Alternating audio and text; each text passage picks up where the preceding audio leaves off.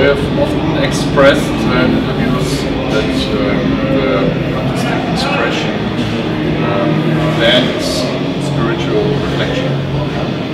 And the light would say, what does Inquisition signify to its members? Does it serve as the most effective channel of satisfaction? Well, for me to express, or it's what I do best. You know, I can't paint. I can make music. So I think the day I discovered not just the music of black metal, but the day I really felt, and I know thousands of people have been through this, the day I felt a connection with black metal. I had already been listening to, say, Bathory since, you know, 80, 85. I'm an older guy, so I've been listening to black metal for a long time. But, you know, by the time thrash metal and everything was dying out for me, and I was kind of losing the passion for it, you know, this black metal thing comes around again. And it ignited something so intimate and personal for me. I didn't need time to think or understand it. It was just instant. Like I felt at home. And really, that's what I want people to feel when they listen to us. And even if they don't like us as a band, when they see us, I hope there's that flick of the flame, that spark that goes, you know, maybe even if it's people saying, you know, this isn't my thing, but I feel something. And to me, that's something spiritual. Because people can't explain it, but they can explain what they feel. And when people feel, they start to think. And when they start to think, they want answers. And when somebody wants answers, they go looking for the answers. And that, to me, is what black metal should do. Black metal should be the fire that makes you alive. Alive in the sense of,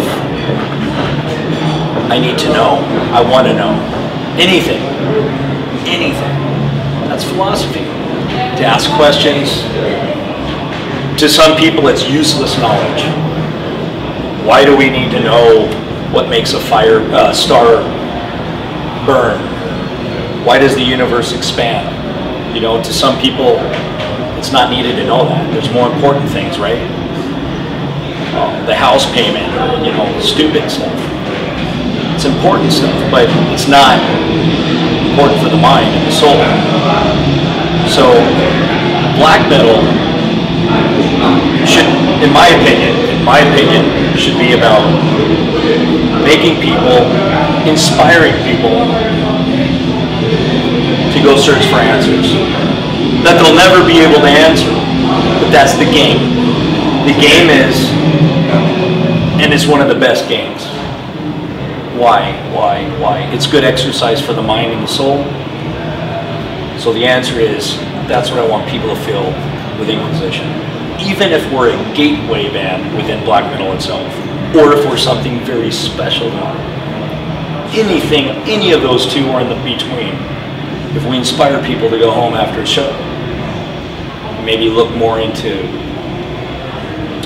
the spiritual aspect of what this genre is, then that's good. And yeah, people can have fun, they can enjoy their rock metal, of course, it's metal.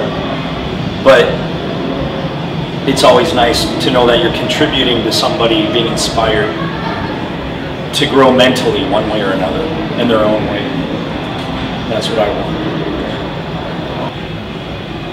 How you develop this style of music?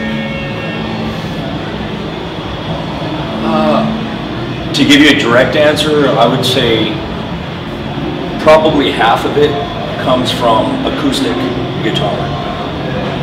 I did not take many years of classical guitar training, but I took about 4 years.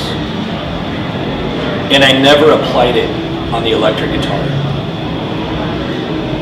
My school, my real school of playing is the old thrash metal school. Again, it's the first metal. Absolutely. And what I did one day when I thought, you know, I want to do something I want to make black metal. When I thought that, I thought, you know, I really like how some of these guitar players use more chords, more notes within the chords themselves. You know, you're not just playing. Black metal was more like that. You had bigger chords in some bands in the early times, but I thought, you know, I love power chords. I know some good chords from classical music, but I don't want to sound, you know, neoclassical or anything. So I started kind of bringing that in to the band, and I was careful about it because I wanted it to be clear. I wanted it to sound nice, but at the same time dark. Beauty, but not too beautiful. Just a, you know, you're walking on a wall, a fine line of balance.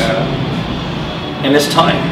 That's all I can explain in an answer is you take your time.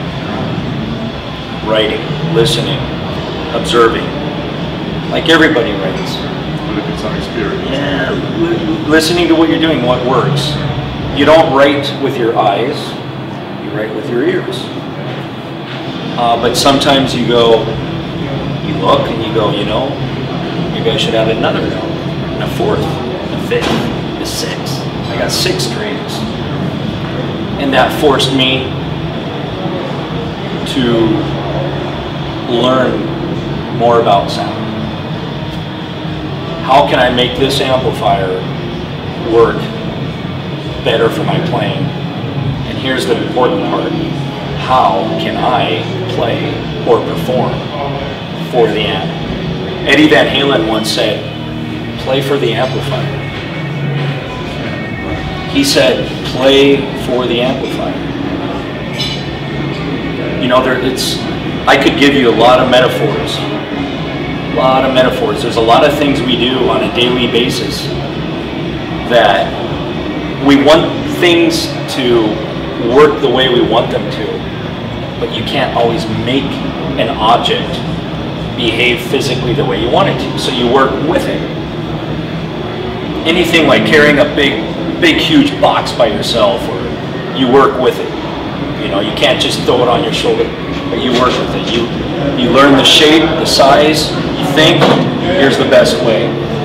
And amplification is like that, equalization is like that. It's almost a physical thing here, except it's invisible, so it's not physical, but the physics of sound themselves are a very fun thing to play with. And everybody has their style, and every amp has its own character. And little by little over the years, you start looking for that character, and it's a partnership. It's a partnership. Your guitar is a partnership. Your amp is a partnership. Now you have 3 things. You have guitar. I'm saying the obvious, but think about it. You have your guitar, you have your amp, with a bunch of buttons on there, and a bunch of notes, and types of strings, and types of pickups, and types of pedals, and types of playing. Of course, on the top, the most important is your playing.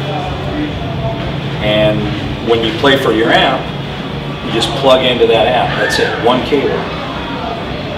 And that's what you should do to learn the amp, right for your sound. When you found your sound, now you know what riffs, what notes, what things sound best on that amp. And that's when you're now writing and performing. And it takes years. It can take years. Yeah, it can take years. But that's really it. It's a kind of not an easy answer, but that's how I found my playing. Just thank you. Okay, just another thing. Inquisition has been a 2-piece band for a while. Yeah? However, you have often mentioned that it would be ideally like bands to compromise of the trio.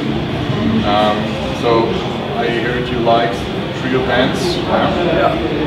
And is it truly that it's hard to find someone that matched to this band in respect to ideology or music style, music taste, something? You mean to find, for example, a bass player? Yeah, bass player or second guitarist. You know, it was difficult where we lived in the 90s. I mean, I live there still, in Seattle. But in the mid 90s, when I moved back up to Seattle in '96, yeah, I didn't just want a bass player. And I figured, you know, when we go in the studio, I'll record the bass. And I never thought we'd be touring. So I thought, we're a studio band, you know. Then we started getting offers to do a couple of local shows.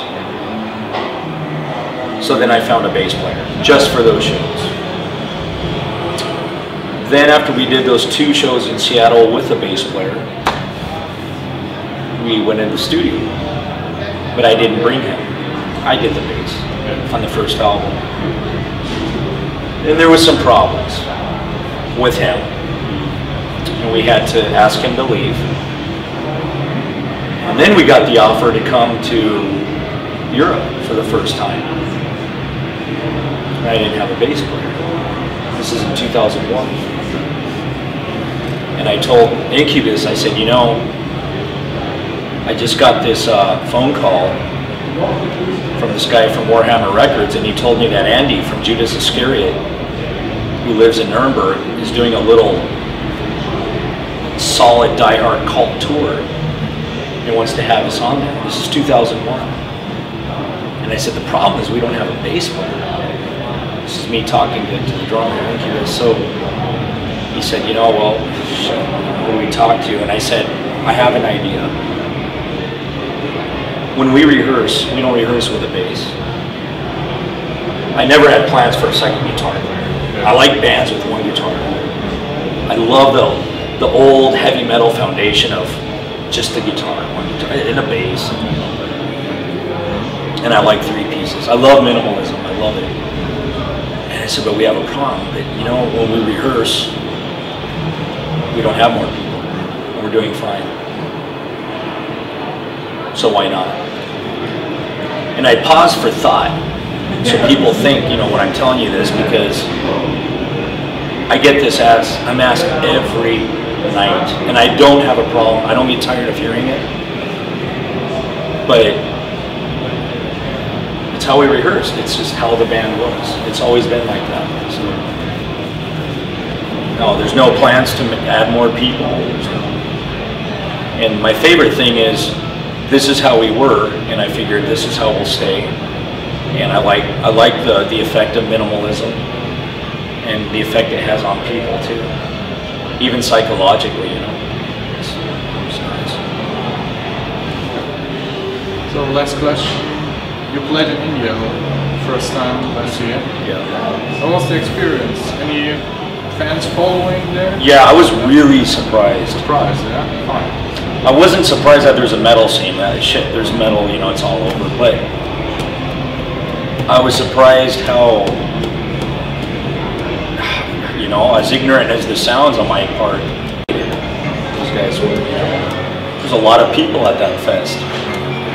You know, not thousands and thousands and thousands, but more than you expected. Yeah, for an exotic scene, such a far away exotic place. You know, you always have this ignorant concept that any nation farther away from our part of the world will have less of a scene, you know, and not at all. That scene is growing. Mark my words, it's in the next 5 years it'll be growing very good. And as far as Inquisition fans, I was surprised. Just incredible. And we have another very special place of the world we're going to after this tour too. So we're going to Cairo. We have a show to play there. Probably the first black metal band to be in Cairo, so that's going to be good. That's right after this tour. But India was excellent. It was really good. Really, really good scene there. Thank you, Dagon. Okay, thanks a lot. See you next time.